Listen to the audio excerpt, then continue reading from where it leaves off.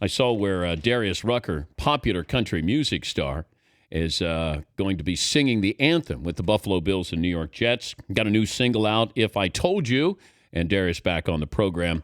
You got any preparations when you do the anthem? Do you do anything different? The only thing I really do is I make sure I start it very low. Yes. I've seen like Carl Lewis and those guys start it too high, and that's always a bad thing. So no, I'm always going, say, I'm doing my Dan Patrick voice before I go out there every time. Will you be thinking of me Thursday night in Buffalo as you start when you go, say? I will now. Is there any food or drink for a singer to avoid before the anthem? Oh, for me, dairy. Anything with milk in it I can't have until after I sing because it could be a disaster. What would happen? It would gum up my vocal cords and I'd probably suck. I don't like sucking. Do you have a cheat sheet? No, I know the words. No, I'm jinxing myself. I know. As soon as I said it a little while ago, Seaton's like, "Oh, you're going to jinx Darius there." But you do know the word. You've done this many times. Where's your favorite place you've done the anthem? My favorite place I've done the anthem is probably Williams-Brice Stadium. The first time I would have to say my favorite place I've done the anthem was when I did it at the Final Four in Jerry World. And it was my favorite place because it was the first time I was ever scared to death doing it. Was in Jerry World. But why were you afraid there? Because I walked, like when we did rehearsal, it was just me and the choir I was doing it with, and it was no big deal. Then when I walked out, I looked around that place, man, and it hit me that there was 95,000 people there. Then it hit me there's probably 100 million people at home watching. So I was really scared going up there. What's the part of the anthem where you know you've either done it really well or you haven't? Oh, the land of the free. Yeah. When you get to the land of the free, you know it's either was a good one or it was a disaster. Yes, absolutely. Have you ever gotten to maybe a pitch where you couldn't bring yourself back down safely? No, I've been pretty cool with that. The funny thing though is when I did it at the Indy 500 this year, I'm doing it, and the guy's telling me to stretch because we're waiting for the planes, and I never had to do that before. and I'm like, how do you stretch the anthem, man? So I'm pulling my best Luther Vandross, the land.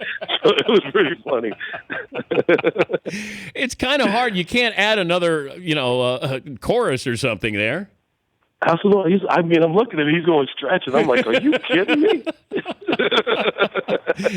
We're talking to Darius Rucker. He's going to be singing the anthem in Buffalo on Thursday night, the Bills and the Jets. What do you make of all the protest demonstrations with the anthem?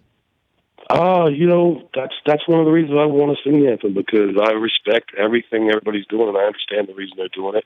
And I would never tell anybody. I respect it. I think, I see all their points, and, most of the guys are right. But for me, this is, this is the national anthem, and I respect their right to kneel down, but I hope they respect my right to get up and sing the anthem for my country. And I know we've had many discussions about the Confederate flag, and you've been very vocal about that, of, getting that taken down from the State House in South Carolina. Yeah, everybody's got the protests and the things they want to do, and this, Kaepernick has really started something, and the best thing about what he's done is he started a conversation, and that's how things are going to change and get better, is when we talk about it, and so for me, I'm going to get Bruce Smith, they're retiring his jersey, and he called me up and asked me to come to the party and said, "Hey man, will you sing the anthem for me?" And I was like, "Bruce, we've been friends a long time. Of course, I'll sing the anthem for you." That's awesome. Yeah. Now, we saw you in concert. I saw you in concert recently, and you forgot the words to a song.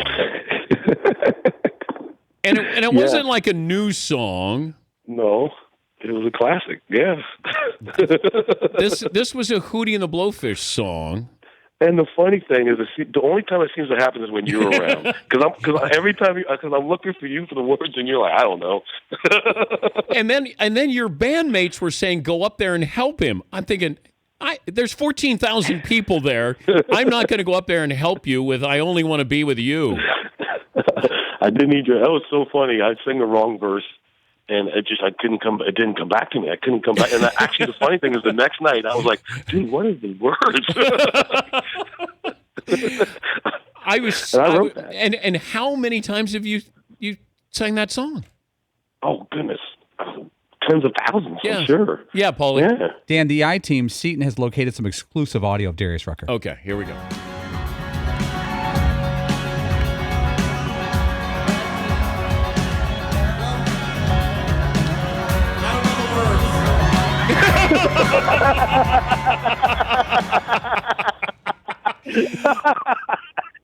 I don't know the words. That's the opening of the song. You and me. That's funny. Yeah, I got the words. I don't know the words. Absolutely. Oh, man. So, and it's only when you're there that you see me. I think every time I've done it, you were there. Yeah, but you don't get banged up before the show like you did with the Blowfish. Like, you're now an important country star, so I left you alone. Yeah, we didn't get. I think we might have had one beer before the show. It was just the words just eluded me. Did you cry when the Dolphins lost to Seattle? Yes, man. That one was a tough one to take. That was a tough one. We had that game, and I got to hand it to Tannehill. I've been saying I want to see him go down and score a touchdown when we need to score a touchdown, and he did that. And then Russell Wilson just comes down and has a brilliant drive and to beat us. That was a tough loss. That would have been a big win for the Dolphins. Yeah, it would have been. That would have been really big. Now you got the Patriots coming up. Yeah, Garoppolo. We got Garoppolo. We got to deal with that guy. We got to deal with Bill Belichick again. Why didn't he retire? He needs to retire. Do you think the Patriots would still win even if Belichick retired? They'd still beat the Dolphins. No way. Belichick's a genius, man. He's one of the, I think, in my opinion, one of the three greatest coaches of all time. I mean, he can take your guys and beat his guys, or take his guys and beat you with his guys. But now I think we need to, because Brady's going to be gone too, and Garoppolo can play. He proved that last week. But I want both of those guys retired, Brady and Belichick. Have you ever invited Belichick to play drums at one of your shows? No, I don't think he's a fan. I've never seen him. No, he's not a fan. Oh, now he did play with Bon Jovi, so. I'll tell you, the guy who blew my mind is we're in Dallas, and Rick Carlisle is a friend of mine, and he calls me up and goes, "Hey man, can I jam with you guys?" I'm like, "Yeah, what do you play?" He's like, "I play piano." And I was like, "Okay, what do you want to play?" He said, "I want to play Let Her Cry." Okay, and so we've had that happen, and usually a person gets up there and they're adequate, but there's nothing great. And I'm telling you, we got up there and Rick got up and got to the solo part, and we were just looking at each other like, "Oh my goodness, he's unbelievable. He's a great player." He used to play when he was with the Celtics. They'd go on the road. And he'd go to the hotel bar where there would be a piano, and Carlisle would just be playing. So he'd sit down and just start playing. In the hotel lobby of these bars. So I'm not surprised at all. Yeah. He should let you play point guard for like a quarter.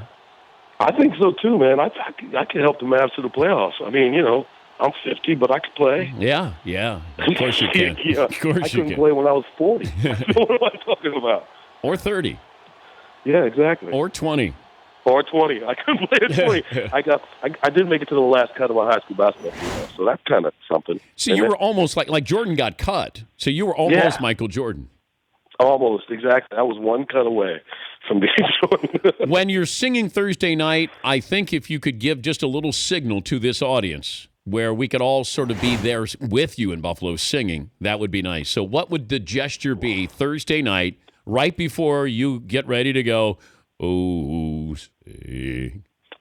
I don't know. I will touch my cheek. I'll touch my cheek right before I start singing, and that's a gesture to you and your whole and all the Dan Patrick Show fans. All right. Well, good luck. We're all counting on you. Well, thank you. I'll be out there, man. Okay. Thank you. Thanks, bud. Talk to you soon. Always good talking to you. All right. Darius Rucker.